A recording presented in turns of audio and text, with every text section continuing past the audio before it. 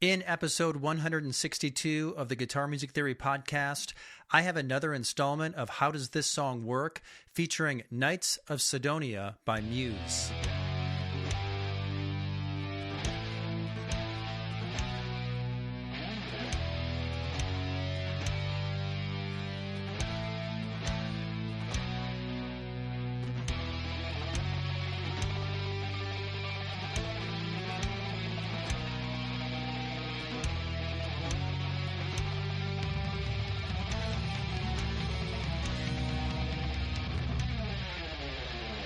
Greetings, guitar engineers. Welcome to the Guitar Music Theory podcast. If you're captivated by the magic of guitar music and eager to unravel the mysteries of music theory, you're in the right place. I'm Desi Serna, your host, fellow guitar enthusiast, and author of Fretboard Theory, Guitar Theory for Dummies, Guitar Picking Mechanics, and more. In each episode of this podcast, I delve into the fascinating world of guitar and music theory, demystifying complex concepts and providing practical insights to help you become a more informed and skilled guitarist. Together, we'll explore chord progressions, scales, improvisation techniques, and more, unlocking the secrets that make guitar music an irresistible art. Today, in episode 162, I have another installment of How Does This Song Work, featuring Knights of Cydonia by Muse. This song is an epic rock anthem that blends various musical influences to create a unique and powerful listening experience. The song, released in 2006 on their album Black Holes and Revelations, stands out for its grandiose and cinematic feel, drawing inspiration from progressive rock, space rock, and westerns. Pull up the tablature to Knights of Cydonia, and you see frequent chord changes that appear to be all over the place. Once you determine the key, the music modulates, leaving you puzzled about how it got there. However, the movement makes perfect sense once you understand its logical pattern. Today, I'm going to break it down and explain it to you. It's going to be a great discussion, but before we get started, what should you specifically be working on right now in order to become a better guitarist? Go to my website, guitarmusictheory.com. Answer the question I ask you about your playing, and I'll send you free custom video instruction that's calibrated to your current level. Whether you're a beginner still needing to learn the basics, or you need help with bar chords, finger picking, guitar soloing, or understanding music theory, I have a free course for you. I can provide you with a plan to put you on track to fill gaps in your playing so you can move forward and reach your music goals. Enroll in your free video course now at guitarmusictheory.com. You can click on the link in the podcast show notes. All right, I will get to revealing the secrets to Knights of Cydonia in just a moment.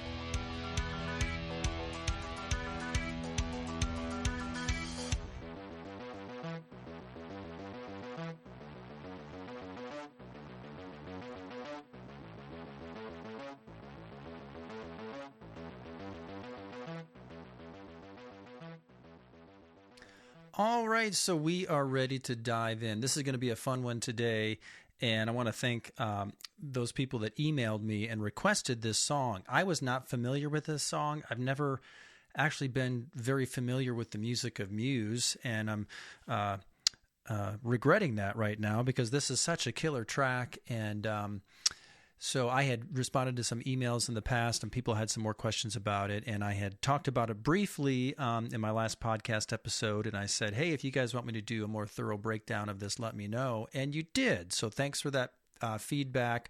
There are a lot of really cool elements in here, so if you're like me and you're not familiar with this song, you're in for a treat today, and you're going to learn some really cool things about music. I pulled up some song facts, just, Googling this on Wikipedia and stuff like that.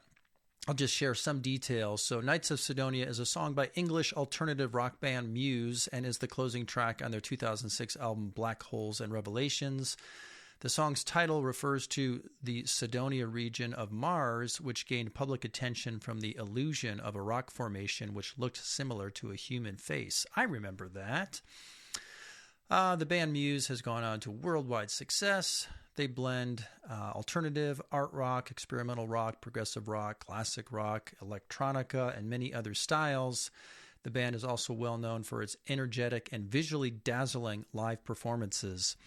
I did pull up some live performances of this on YouTube, and it was quite a show with a very enthusiastic audience. So the guitarist and the leader of the band, he's the guitarist, he's their vocalist, and he is probably their primary composer and writer. As a guitarist, his name is Matt Bellamy.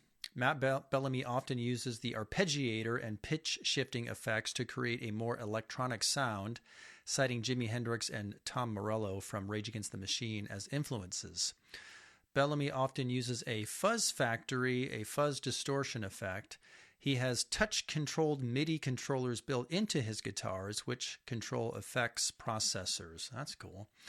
Bellamy appears as a playable character in the video game Guitar Hero 5. And in the Guinness Book of World Records 2010, Bellamy is credited as holding the world record for most guitars smashed on tour, 140. I thought that was an interesting fact, and I actually know that Kiss always end their shows with Paul Stanley smashing a guitar, so I looked it up. And according to the internet, Paul Stanley has smashed over 1,700 guitars since 1975. Anyway, back to Muse. Matt Bellamy's lyrics incorporate political and dystopian themes, and that's certainly the case here. With this song, the lyrics there aren't many lyrics to it. He says, "Come ride with me through the veins of history. I'll show you how God falls asleep on the job. And how can we win when fools can be kings? Don't waste your time or time will waste you."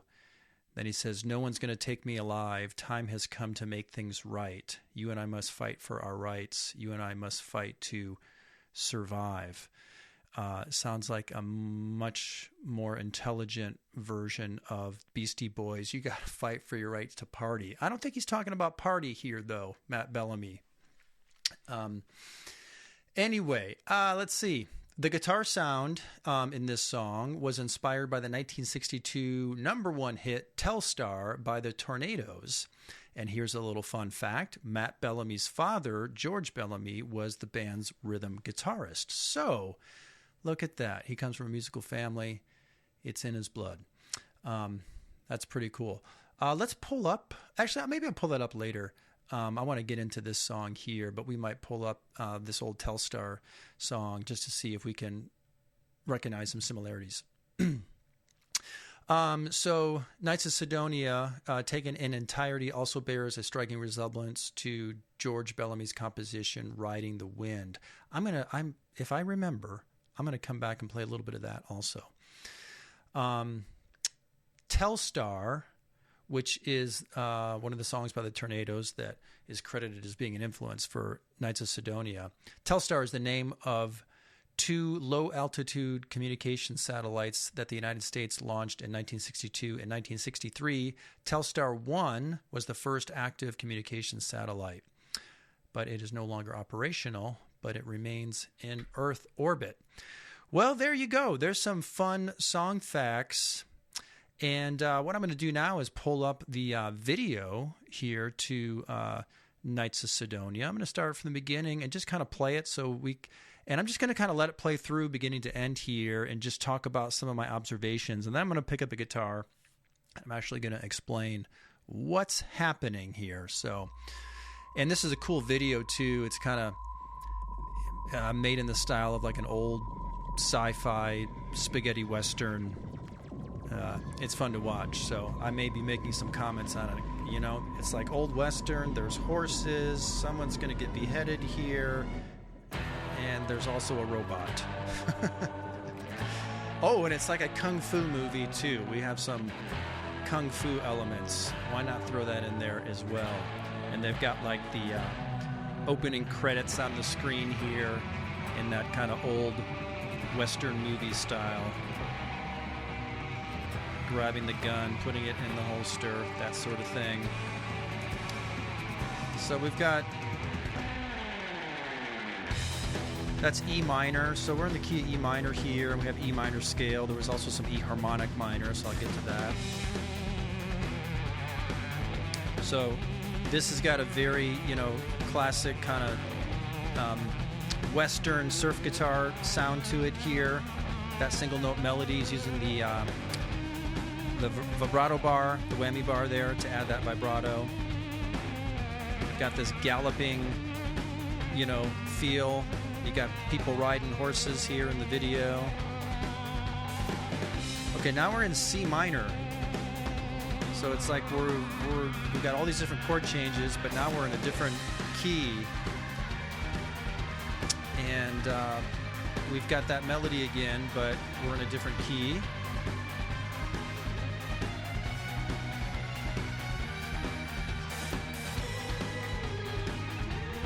And there's vocals in here, there's that lead guitar, there's tremolo picking, there's synth. I'm not going to get into all the details of how this, track was created, but I want to talk about the main changes and the melody and how it relates to the chords and stuff like that.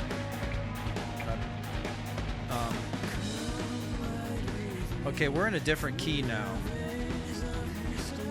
So now I think we're in A flat minor. So how do we go from, what's the connection between E minor, C minor, and A flat minor? There is a connection, and I'm going to explain it. But right now we're in the saloon. Cowboys are playing some poker or something. And of course there's a love interest, and there's some drama going on here. We're back in E minor. How about that? Oh my gosh, the band is now appearing as holograms.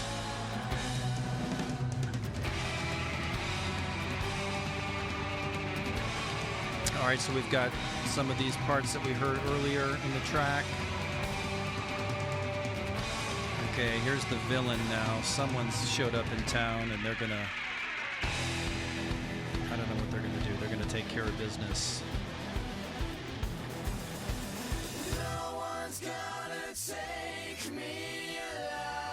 Okay, sounding very Freddie Mercury-esque here, with that electronic kind of arpeggiated thing in the background. I don't know if that was done on guitar, using some of that synth stuff that Matt Bellamy's known for using or if that was just done with keys. I think live a keyboard player does it. I'm not sure.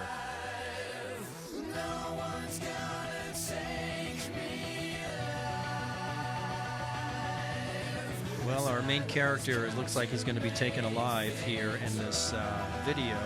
They're going to behead him. No, kids are going to just fling dung at him. Okay. I guess that's better than getting your head lopped off. But so here's that dystopian theme in the lyrics. Okay, we got a new part here. This is a cool driving riff. Some pull-offs. Oh, there's the robot. The robot's back. This actually reminds me of a Rush song. Kind of the 2000s era Rush. Or perhaps Rush was influenced by Muse. And that's why it sounds similar. Alright, so the villain's now taking the girl up to the, what do you call that? The gallows pole. So she's going to be hung. And it looks like it's all over for him, and he's just taunting the crowd. Let's see what happens. Oh, wait a minute. Someone cut the rope. She falls through. She falls on the back of a motorcycle, and she's saved by the hero, of course, in his Lone Ranger mask. Oh, and there's some kung fu. He's going to take care of the bad guys before he rides out of town.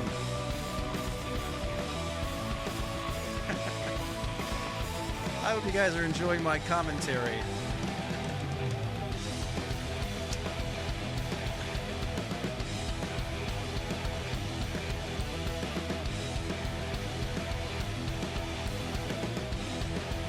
They're still riffing an E. And they drive off into the sunset on a motorcycle. Oh, wait a minute. She gets away with someone else? What happened? Or she drive? I don't know. Look, I'm here to explain the music. I can't necessarily explain this music video to you, but that was pretty cool. I'm reading the comments now. Very popular. They got 53 million views on this video here. It was posted 17 years ago. Does that make it classic rock? 15 years later, still one of the best songs and music videos. Someone says. Okay. Someone posts, psychologist, quote, all dreams have meaning. My dreams, this. I guess that's his way of saying, try to make sense of this video.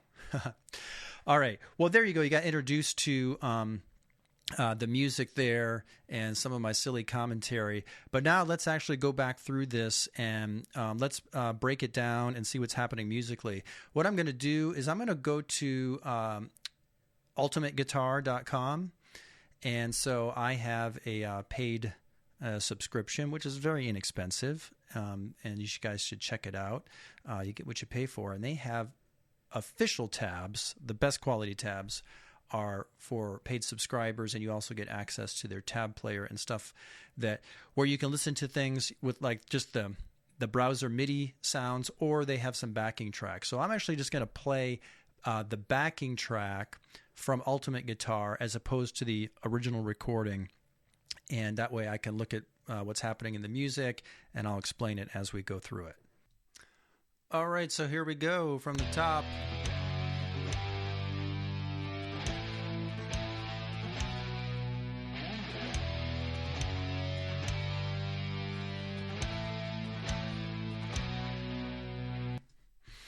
Okay, so right here out of the gate, we're just climbing up like the E minor scale.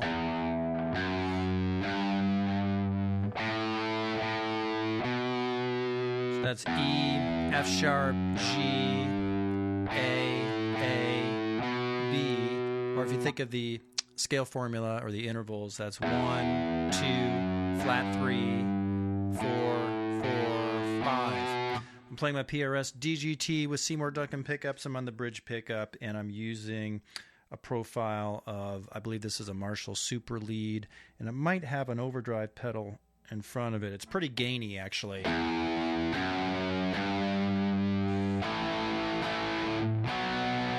I don't know what Muse used, but I just heard that it was a fairly overdriven guitar, so I just pulled up this patch, and sounds close enough for me. So if we were going to play full chords here, well, let me come back to that. We have a lead line that comes in next. Let's listen to that.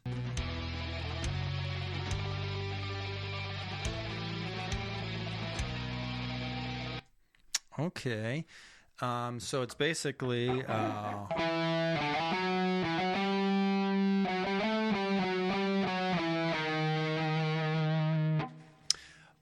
but we're using tremolo picking, and that's where you alternate on a note super, super fast. So it's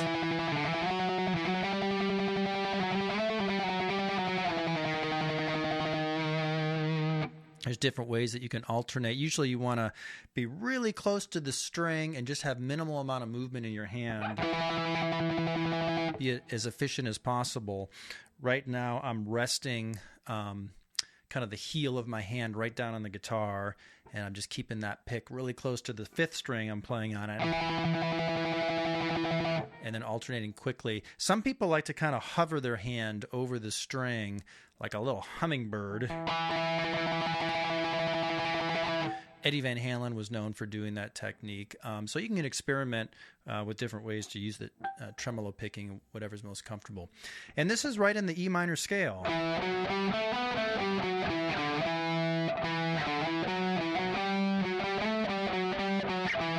Until right there, we've got a raised 7th in the scale now. That makes E harmonic minor. And that happens at the same time that the chord changes are on B, and so we've got a D sharp in there, so that makes a B major chord. So if we go back to that first part,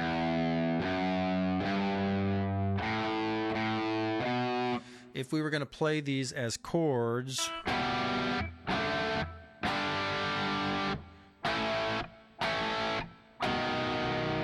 that's E minor, the F sharp might be like an F sharp, might be a D slash F sharp, then G, then A major. I'm actually hearing A major. So it's kind of like an E Dorian mode thing. You have the major sixth, C sharp in there, and then B major at the end. That's the E harmonic minor. So I talked about this last week when I took a listen just to the beginning of the song here. When you're in a minor key, it could be natural minor, it could be Dorian minor. It's got that major 4 chord, as we say. That'd be A and E, key of E minor. Or it could be a harmonic minor, where you've got a dominant 5 chord. And those are very common minor keys, and sometimes we just throw them all together. So you're in the key of E minor, and you realize I could use, natural minor has an A minor in it. Dorian minor has an A major in it. You can use one or the other, and then you can use B minor from the E natural minor, or B major from the E harmonic minor. You just got to make sure that the other elements of the music are fitting together with whatever you choose. So if you listen to the original recording, you can clearly hear the vocals do something like this.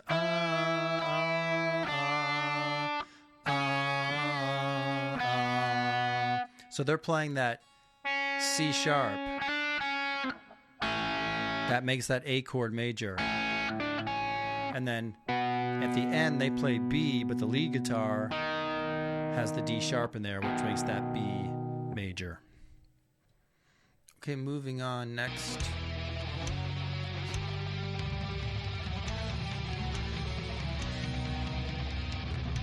So we just have a repeat of that melody. And we should also think about, how is this melody connecting to the chord changes? Obviously, it's in the same scale that the chords come out of, The melody goes up to F sharp as the rhythm guitar climbs up to F sharp.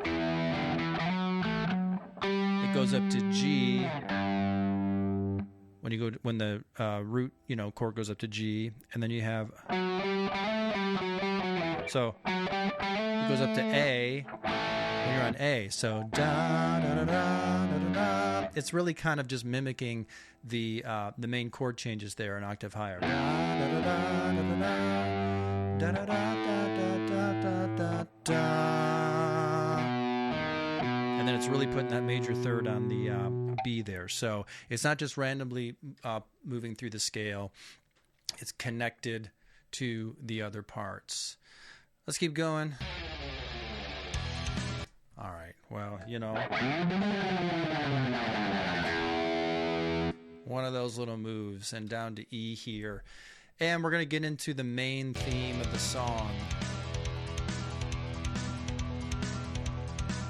So here's the main theme.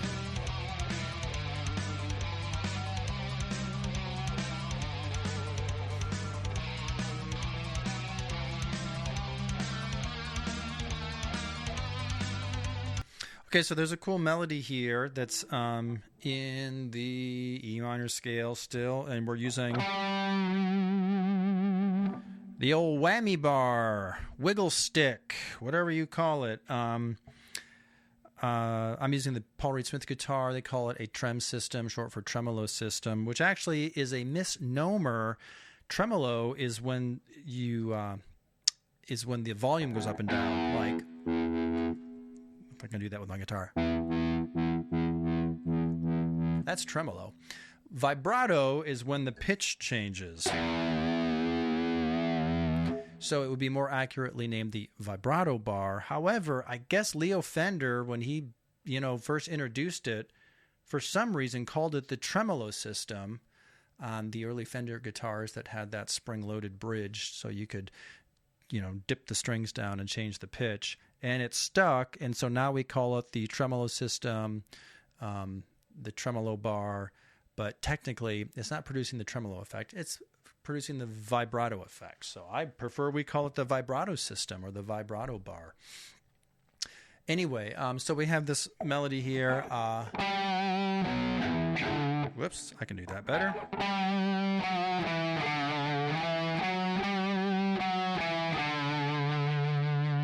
right out of the E minor scale, and then we got the harmonic minor.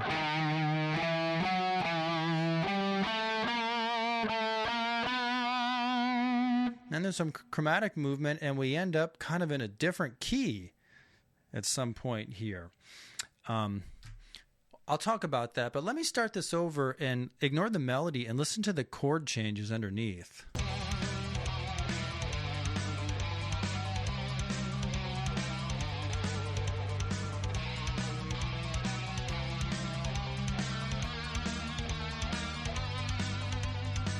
Okay, let's stop right there. So what are our chord changes? They are...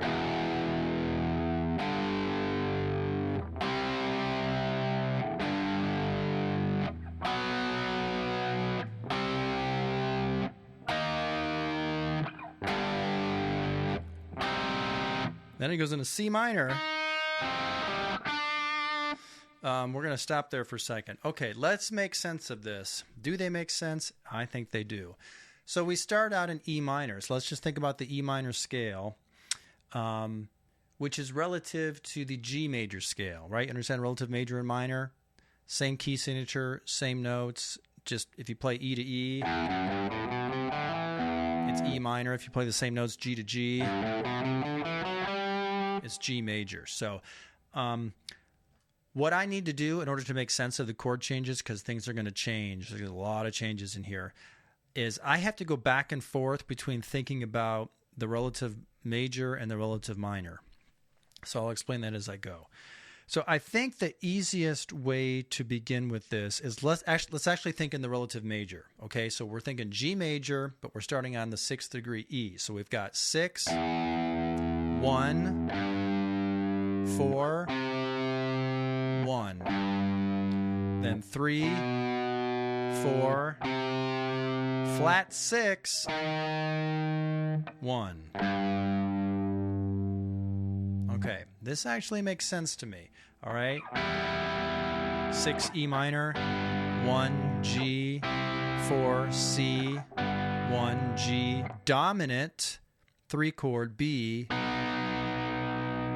Normally the 3 chord is minor. Why is it major here? Well, remember we're using some E harmonic minor. That's got a B major. So I can think of that as the dominant 5 in E minor, or I can think of it as the dominant 3 in G major. Let's call it the dominant 3 for now. Then we got the 4 chord C, and then this is where most people get lost. E flat to G. Where does that E flat come from? It's not in the E minor scale. It's not in the G major scale. How does that make any sense? Well, as soon as I heard this, what I thought of was something in my book I call the Mario cadence. This is a very popular movement where you move to a tonic. In this case, it's G. We're going to move to G with whole step movement, where we go up by whole steps like this. Okay, think about this sort of sound.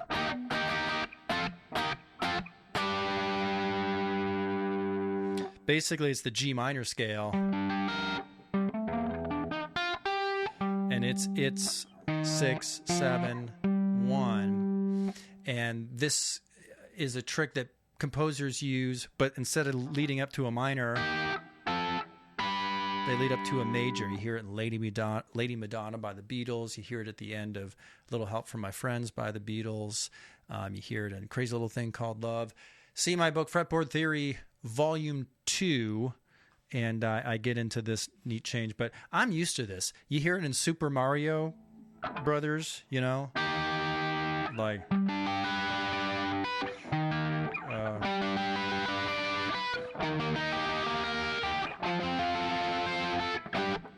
or in the melody, you know, so some people call it the Mario cadence, since that very popular video game theme popularized that movement. So that makes sense to me. Oh, so they're going to G, and they're going to borrow from this idea, but instead of playing all 3 chords, they just go, and that happens too. So instead of E flat, F, G, it's just E flat, skip the F, G. It's kind of funny though, in my head I still hear that F. It's like da, da, da. But that's pretty common movement, and that's a composition technique. It's called modal interchange, where you're taking a certain type of movement to a tonic that happens in one type of scale and using it in another. So that makes sense to me. All right, I get this. I'm thinking G major, and I've got 6, 1, 4, 1, 3, 4, flat 6, 1. I get it. And then it goes to C minor after that. Let's pick up with our track here. And I'm going to actually play along with the main theme here so you can hear these changes. Here we go.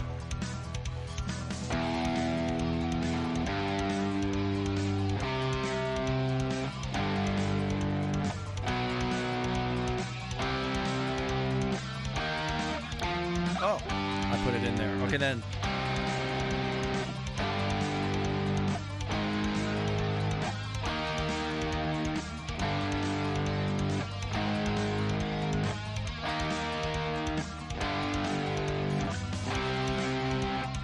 All right, this is where a lot of people get lost, okay? So maybe you followed me of how we got to G, but then after G, it went to C minor. But wait a minute, we were just using C, but we were using C major. What happened? Well, let me take a drink and explain. G major is the dominant 5 chord in the key of C minor, C harmonic minor. There's a G major. So this music is using that G as a little pivot to link to a new minor key, C minor. We've changed keys here. Does that make sense? When they get to G, instead of just resolving on G like that's our tonic pitch and staying in that key, they used it to push to and resolve to a new tonic, new key. We're in C minor. Think C minor scale. Why does G major lead there? Because C harmonic minor, it's got a raised 7th there. B flat to B natural. That's the major 3rd. In the G chord, it's your leading tone. Into C minor. Okay, I get that. That makes sense. So now the chords that come after this will make sense. If you're still thinking E minor, which most people are, because initially the music is in E minor there, then you're going to get real confused when you have a flat and an E flat major. And that's what people email me and ask me. They're like, where the heck does A flat major and E flat major come from if I'm in the key of E minor? Well, you're no longer in E minor at this point. Now you're in C minor. I explained how we pivoted and got to C minor. Okay, so C minor is relative to what? E flat major. So the E flat major scale, starting at 6th degree, is the C minor scale. All right, and in the E flat major scale, E flat is your 1 chord, A flat is your 4 chord, B flat is your 5 chord. Oh, okay. Well, why do we have a G major in there still? Because C harmonic minor. So you can think of that G as being the dominant 5 to C. Or if you're thinking about being in the relative major, E flat major, this is the dominant 3 chord. G is the 3 chord in the key of E flat major, dominant 3 chord. All right. So my brain is kind of going back and forth here. So we did we get into C minor, and then from here we had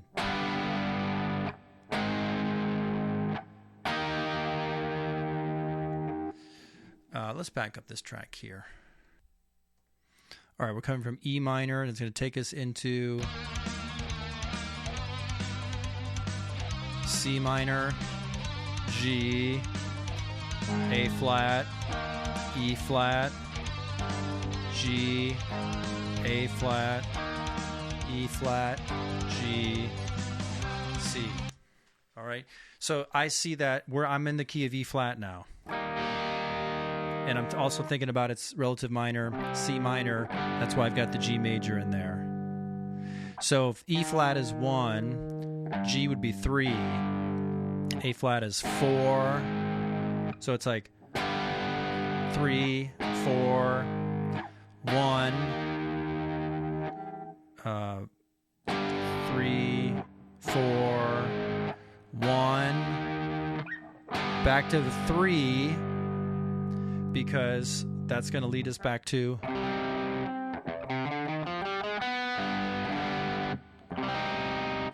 so I'm no longer thinking E minor at that point. I'm clearly seeing that I'm in the E flat major scale, and I'm using some of its relative minor, C minor, with harmonic minor in there. And that goes for the melody as well. This melody is linked very closely to the chords. It's touching on chord tones, and this is why it's such a strong melody, and it fits so great with the chords. So coming up next, I want to explain that. All right, so we are back. By the way, I paused this recording, and here I am now back 24 hours later. What did I do in that gap that was instantaneous to you, the listener? Well, I had to take a break. I had to make dinner for my daughter, then drive her to dance class. Then I went to a nearby park and walked for an hour. Let's see, I made it home, had dinner for myself, vegged out on the couch a little bit, watched an episode of Modern Family, eventually went to bed, got up, did my morning routine, shower, had breakfast, all that stuff, cleaned the kitchen, went for another brief walk, and here I am now picking up where I left off. So we're talking about the music theory here to Knights of Cydonia, and I was going to explain how the melody connects to the chords. So I already did that, I think, with that main theme when we first went through that. So everything is really connected to the chord changes there, and with hitting on chord tones right here, little half-step movement that leads into like the new tonic temporarily. So this music is kind of shifting tonics. It's not only changing keys, but then once it's in a key, sometimes it feels like it resolves on the major, and then sometimes it feels like it resolves on the relative minor, and the melody follows that closely. So let's pick up kind of where we left off. This is the main theme here. It starts in E minor.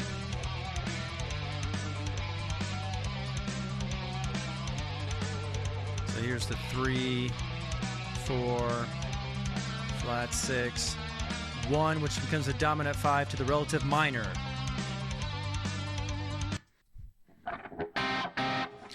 C minor here. So what I want to do is I've worked out that melody so I can play it together with the chords. And so what I want you to listen to is how the melody is using notes directly out of the chords.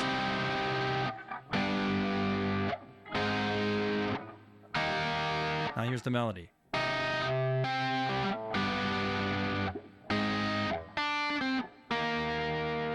So it's starting on chord tones, and it's kind of following the chord changes, touching on a chord tone each time. And then you have the underlying scale there. You could think C minor or harmonic minor. Sometimes it uses the flat 7. Sometimes it uses the raised 7th. You have the scale there underneath your fingers too that you can connect as you move chord tone to chord tone. Like right here, there's the A flat chord going down the scale a little bit into the E flat, and then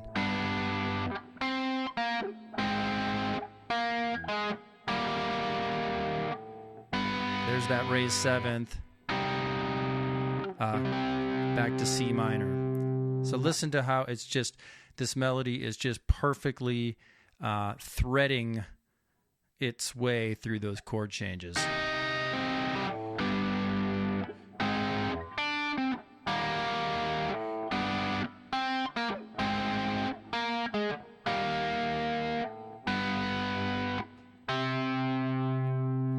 Now, if I was actually playing this lead part, I wouldn't put it together that way with the chords, but I like to do that sometimes just so I can see the relationship there.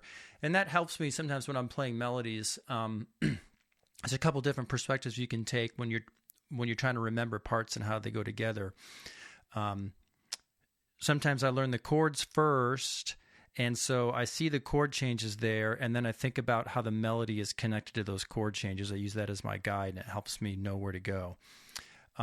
You could do it the other way. Some people might just think about the melody. They're hearing the movement of the melody and the whole steps and the half steps, and then that helps them think about the chords. They know when they go to that raised seventh that, oh, I'm on the dominant 5 chord, and when they come back to their tonic, they're on their that C minor chord.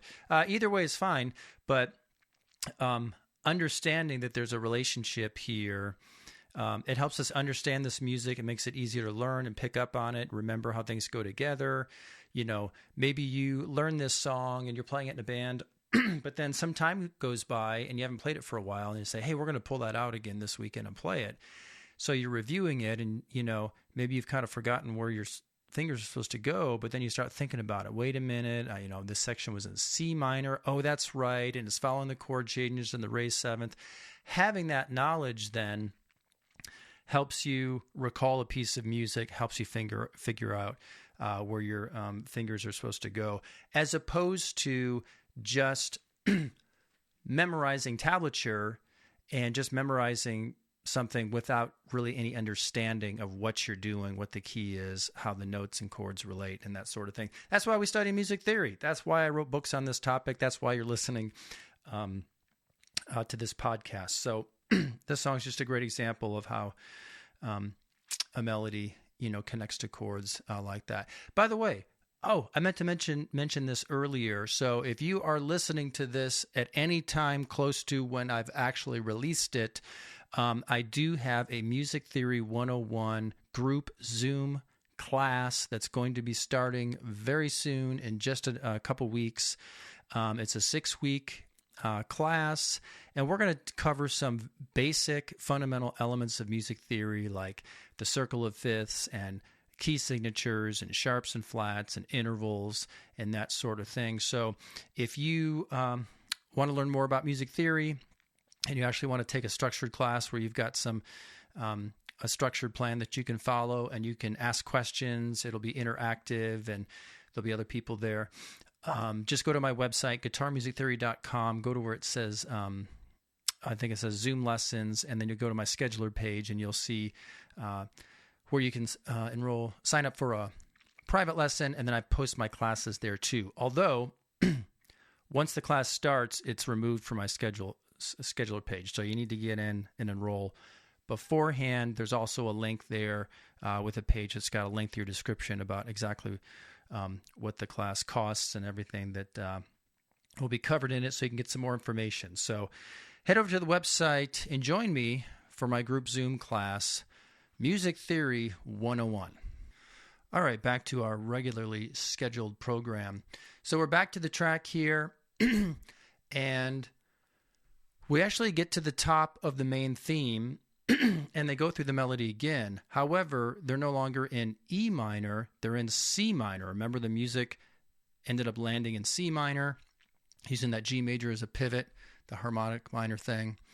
But now it's just following the very same chord changes, but in C minor. So think about the first group of chord changes for the main theme, how it was E, G, C, G, and by number that was 6, 1, 4, 1, 3, 4, flat 6, 1, and then that 1 ended up being used as a dominant to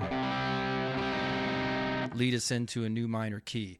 You're going to do the exact same movement, same intervals, same numbers, everything. But we're not on E minor anymore. So think about sliding all the way up to the 8th fret.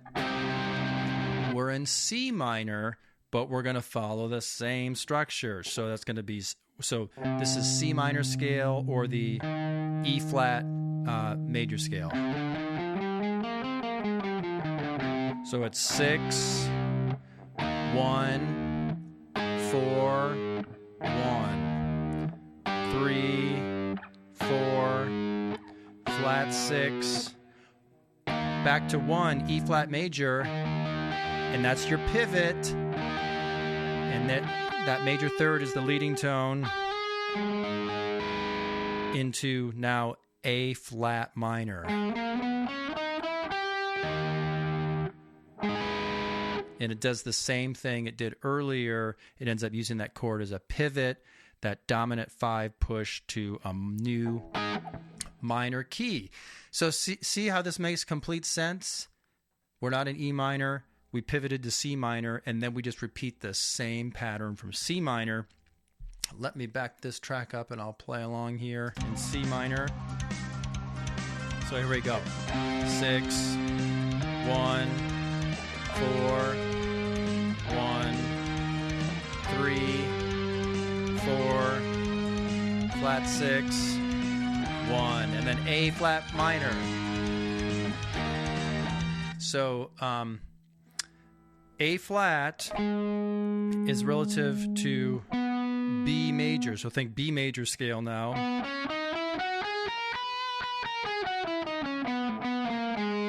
And then A flat. Uh-oh, you know what? We need to change something.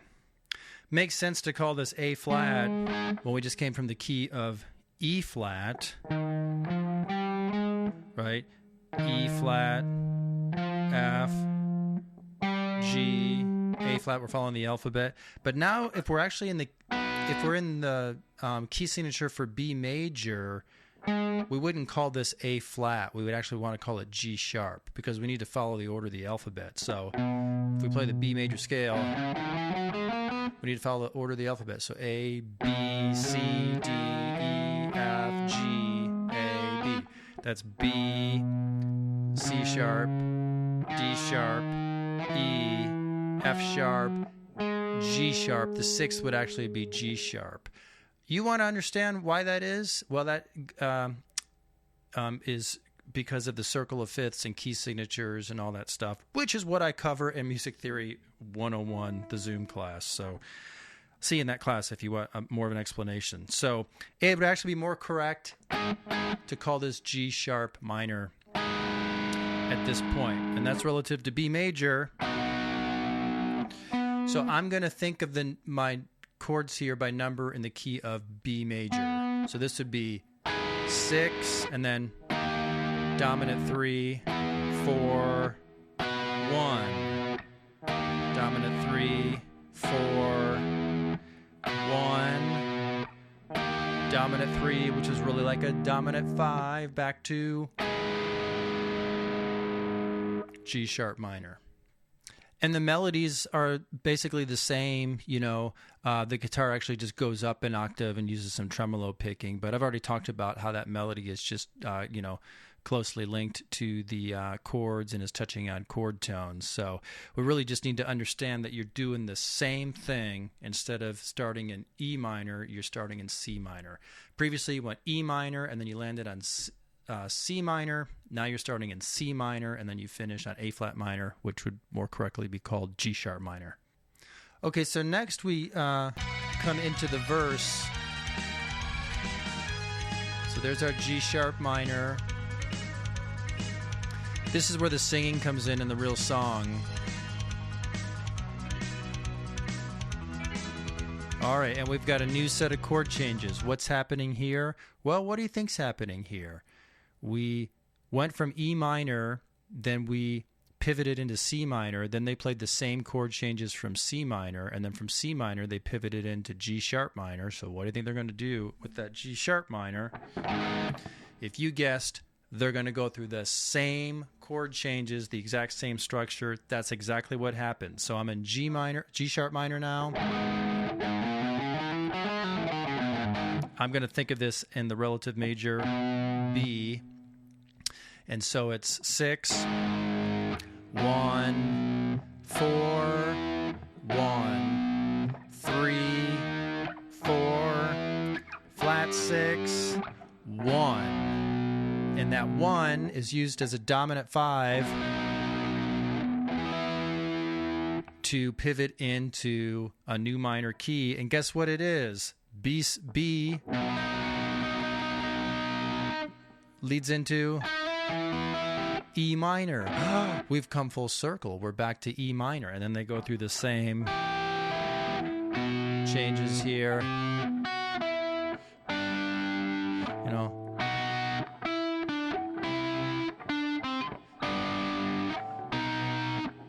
And it's going to end on E minor. So let's back this up a bit and let me just play along. We're in G sharp minor now. Listen to this structure. So 6, 1, 4, 4, 1, 3, 4, 6, 1. Pivot into our new minor key. 6, dominant 3, 4, 1, dominant 3, 4, 1, dominant 3, into E minor. And that dominant 3, like, my brain's looking at it as two sides of a coin. It's the dominant 3 if I'm thinking about being in G major. I'm thinking G major now, right? We pivoted to E minor. We started in G sharp minor, but eventually we pivoted back to E minor. So now I'm thinking E minor, G major. And I generally like to think about the relative major. The numbers are easier for me. 6, 3, 4, 1, 4, 3, 4, 1, 3, but I also realize that's the 5 of E minor. And we're back to E minor. So very clever. So I said at the top of this that while the changes seem to be all over the place and unrelated, that it makes perfect sense once you understand its logical pattern. There is a logical pattern here, and that's how it pivots to these different keys. And that's how it's come back full circle to E minor. And if I go back to Ultimate Guitar here and play the backing track, we're back in E minor, so they go back to the intro part.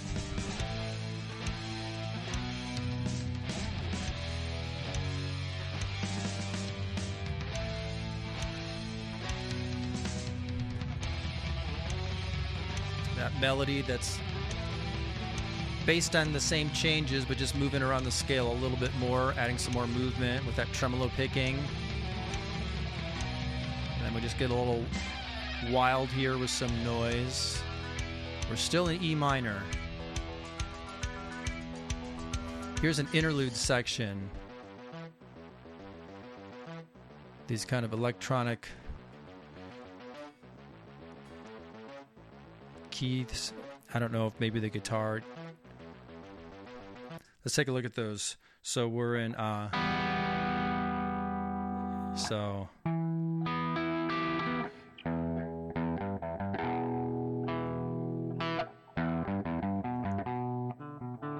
some sort. Let me see if I can pull that up and see what the tablature of the keys is doing.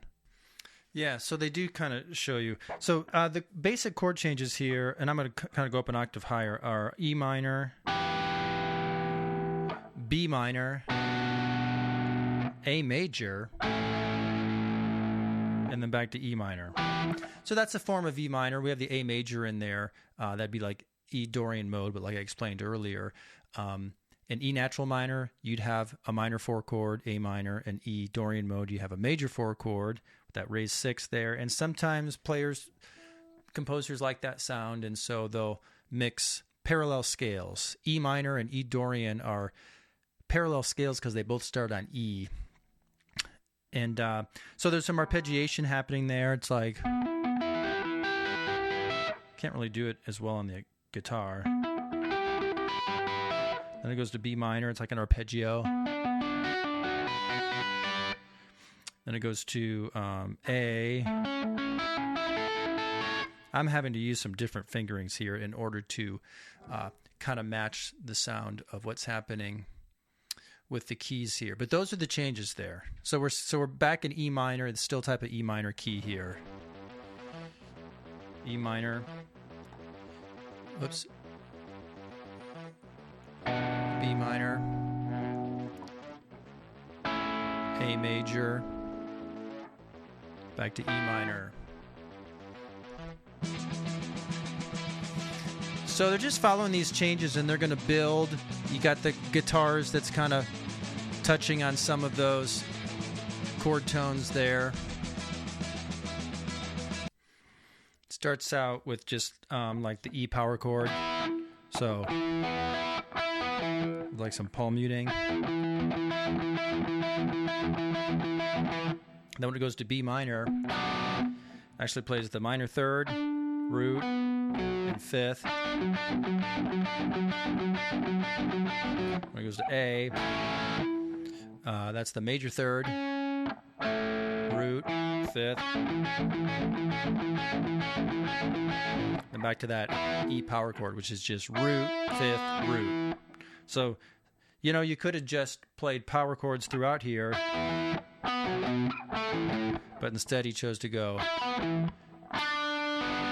get the minor third on that B minor and get the major third on that A, which sounds good.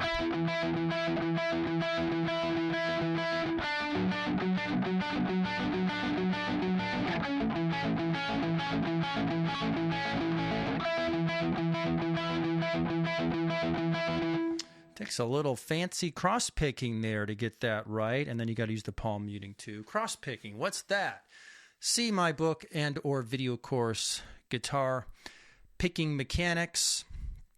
We're going to move on here. So let's see, maybe we'll pick up right here.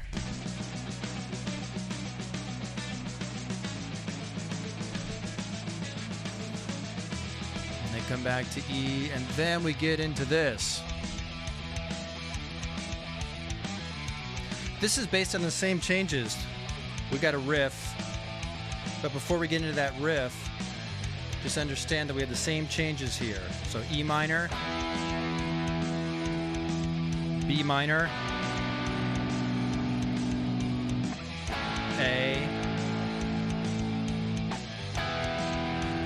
back to E minor.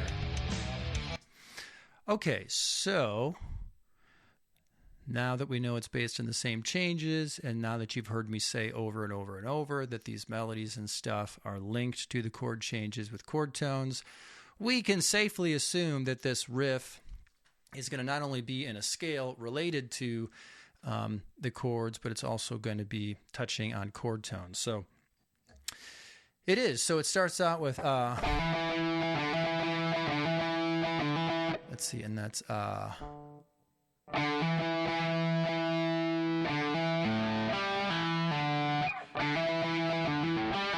I'm reading the tablature here. By the way, this has been a pretty good transcription of the song here. Another reason why it's worth paying for Ultimate Guitar. So this is just the flat 7 to the root E, D to E. And then A. And that's G, E, 7. So there's some hammer-ons here and some hammer-on pull-offs.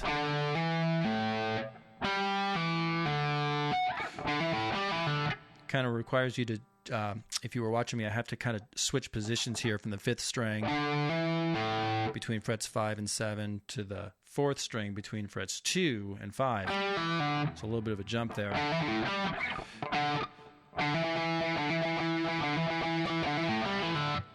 And then from here we go.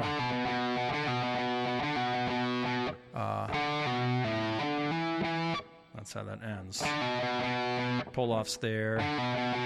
We're on the B minor now, and so the riff is using the root B, and it's minor 3rd D.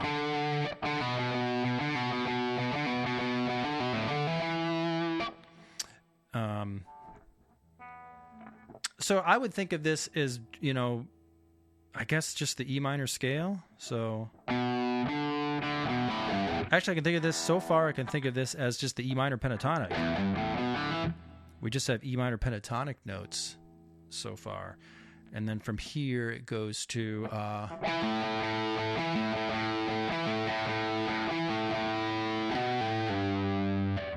and then yeah, actually this is all E minor pentatonic. Unless I'm missing something.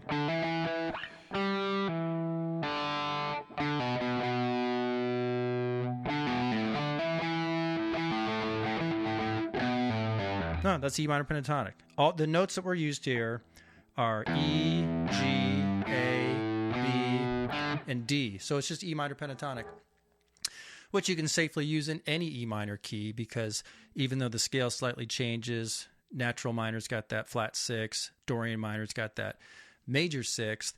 Well, they all have the pentatonic there underneath it. Pentatonic doesn't even have a sixth in it. Either one. All right, let's see if I can put this together slowly here.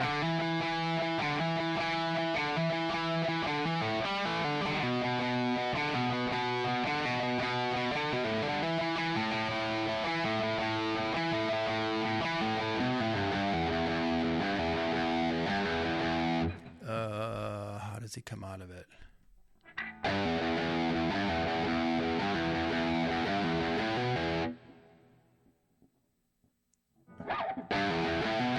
All right, can I speed this up? Let's try it.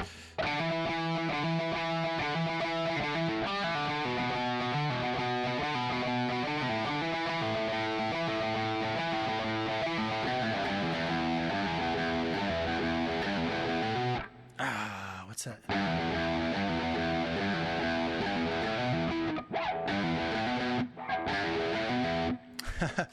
All right. So this is something I'd have to practice a little bit, and I did take a peek at it earlier as I was preparing for this podcast. So this is a neat little riff, and it's a little tricky to just coordinate the different movements as you're pulling off, as you're hammering on, then you're pulling off to some open strings and you're shifting positions. So it's something that, when I learn stuff like this, I have to slow it down, take it in chunks, give myself an opportunity to develop some muscle memory, because sometimes your brain can know what you're supposed to do, but your fingers aren't keeping up, and so you just have to repeat small portions of it until you develop some muscle memory, and you can start putting groups of notes together into you start thinking and feeling and playing things in groups instead of trying to think your way through it one note at a time. Chunking. I think that's a term from psychology. Anyway, I'm not giving up on this.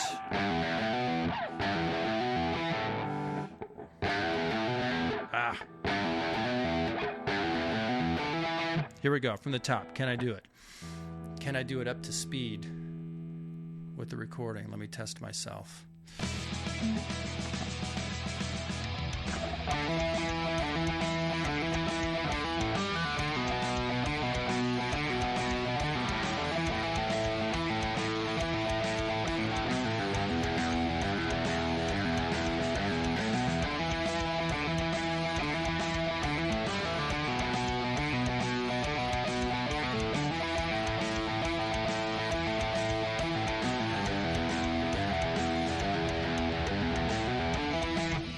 Okay, I started to feel more comfortable with it. Yeah, it's a fun little riff, and the whole band is just jamming on this groove, and I think it just continues to do this to the end of the song here.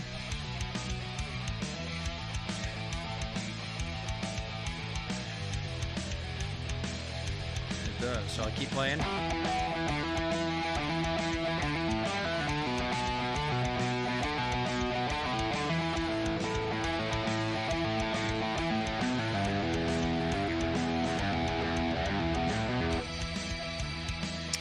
So they're adding in some different layers of different parts, just kind of building.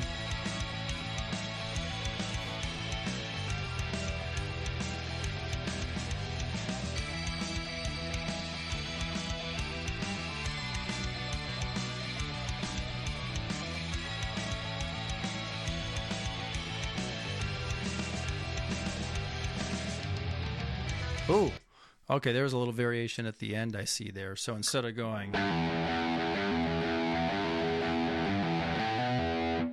It went...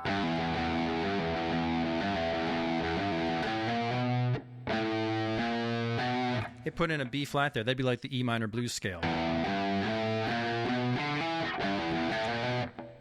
And now we're in the outro. We're calling it.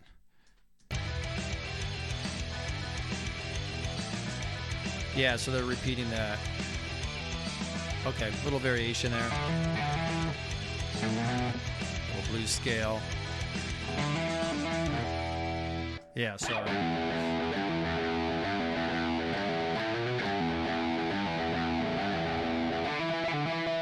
Up to the flat 7 to the root. Ah.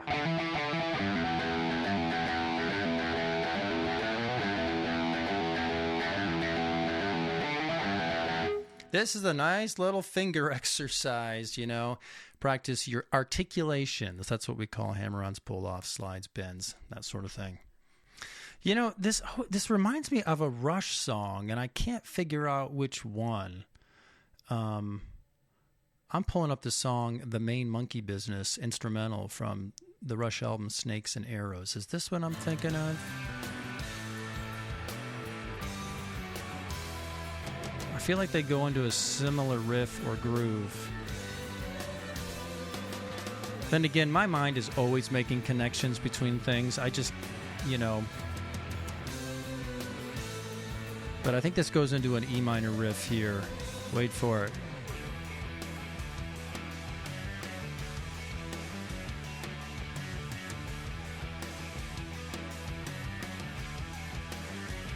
Yeah.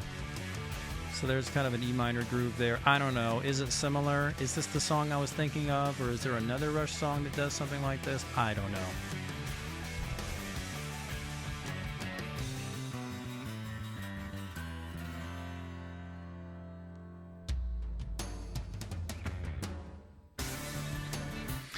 This is a really cool song. That's called "The Main Monkey Business" instrumental. It's from the Rush album Snakes and Arrows. Rush were masters, of course, at putting together jams and riffs and stuff like this. Perhaps they were an influence on Muse, or maybe the other way around, because Rush's sound kind of changed going from the 80s and the 90s and the 2000s, and they kind of modernized and were perhaps influenced by Muse and other artists that were kind of, you know, changing the sound at the time. I don't know. What's your opinion?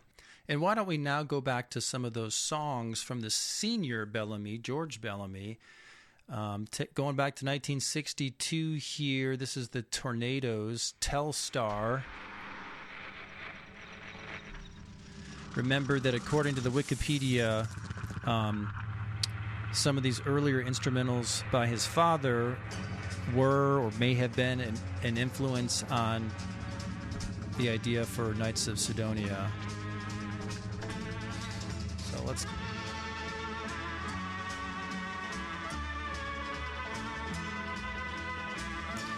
So the changes in the melody are different, but it's similar in that it's got this kind of movie soundtrack theme fitting of an old time spaghetti western or something like that.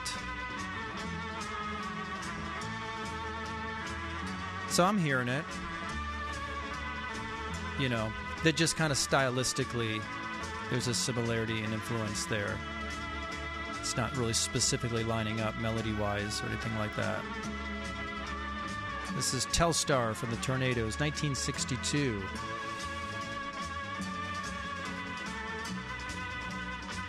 It's a cool video to watch. They got some old images and stuff. Okay, so the guitar then kind of goes up an octave and continues with the melody. Well, that happened in the Muse song as well. And then this song, Riding the Wind, also by the Tornadoes, it was cited as a influence. Notice that they got some of that explosion and noise stuff at the beginning, similar to what we hear at the beginning of the Muse song. Okay, this one even more so because it's got some of the minor key stuff there. Yeah. Definitely a rawhide western, spaghetti western sort of feel to it. So I can definitely see how this would be an influence on that Muse song.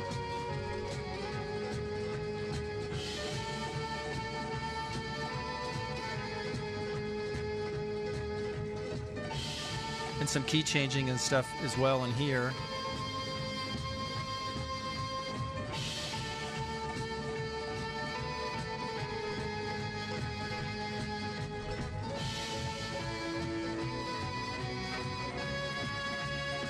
Okay, some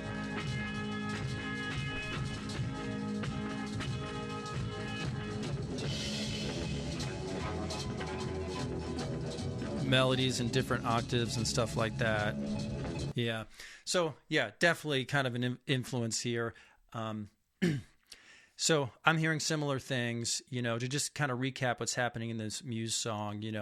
We have what I teach in my guitar theory courses and videos as modal interchange or modal mixture, where you're mixing notes or chords from parallel scales. We are moving back and forth between relative major and relative minor, and then we're using certain chords to pivot and lead us into an altogether different key. And I'm hearing some similar things happen here in this Tornado song, and all of these wonderful elements are what make that Muse song, Nights of Cydonia, such a thrilling listening experience.